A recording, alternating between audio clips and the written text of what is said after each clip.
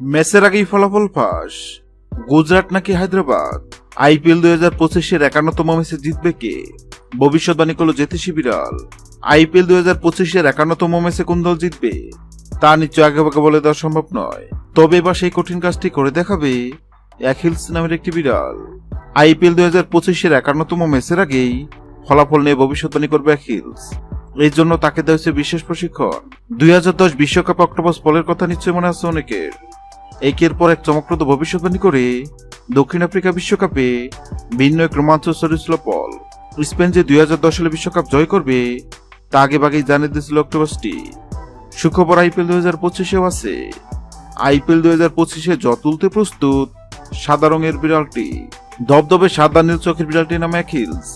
নিবিড় যত্ন আর ভালোবাসা অ্যাকিলসের বেড়ে ওঠা বিশ্বের অন্যতম সেরা প্রাণী জাদুঘর সেন্ট পিটার্সবার্গের হামিটেজে।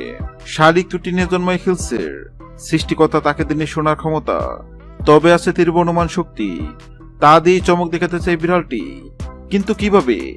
আইপিএল 2025-এর 51তম ম্যাচ চলাকালীন অ্যাকিলসের সামনে 2 পাত্রের খাবার রাখা হবে।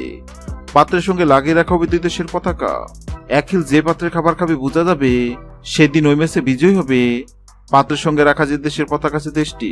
গত 22 মাস শুরু হয়েছে আইপিএল 2025। আইপিএল 2025-এর 51তম ম্যাচে কোন দল জিতবে?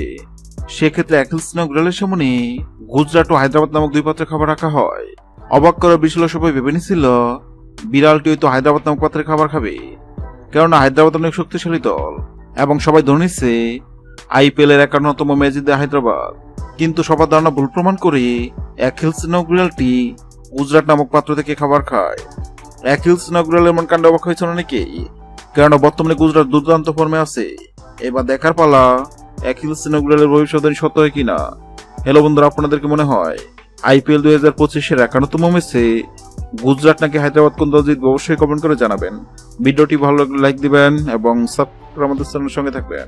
ভিডিওটি দেখার জন্য আপনাকে অসংখ্য ধন্যবাদ।